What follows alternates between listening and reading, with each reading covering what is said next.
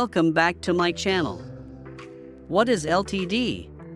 In the context of business, LTD stands for limited company. It is a type of business structure in which the company is a separate legal entity from its owners, and the owner's personal assets are protected from the company's debts and liabilities. A limited company is formed by registering with the appropriate government agency, such as Companies House in the UK or the Securities and Exchange Commission (SEC) in the US. Once registered, the company has its own legal identity and can enter into contracts, sue and be sued, and own assets in its own name. This legal separation between the company and its owners is known as limited liability. The owners of a limited company are known as shareholders and they own shares in the company. They may also be referred to as members.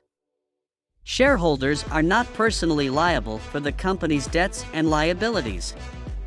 Instead, the company's assets are used to pay off debts and liabilities, which means that shareholders' personal assets are protected.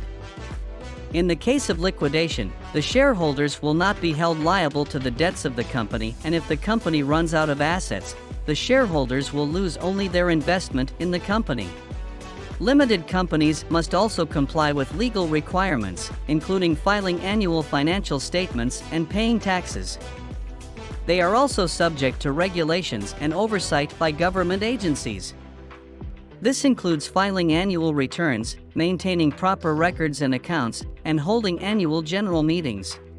One of the main advantages of setting up a limited company is that it can be a more attractive option for raising capital. Shareholders can sell shares to new investors and raise money for the business. Additionally, the limited liability protection can make a limited company more attractive to lenders and investors, as they are not at risk of losing their personal assets in the event of the company's failure. Another advantage is that the limited company can provide a level of prestige and professionalism. It can be perceived as more reputable and trustworthy than a sole trader or partnership, which can be beneficial in attracting customers and partners. In terms of taxation, limited companies are subject to corporate tax on their profits, and the shareholders are subject to personal tax on any dividends they receive.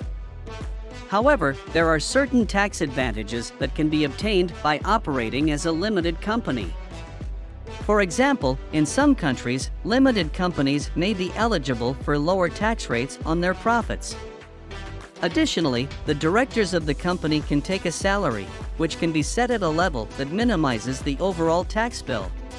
However, setting up and maintaining a limited company can be more complex and expensive than other types of business structures.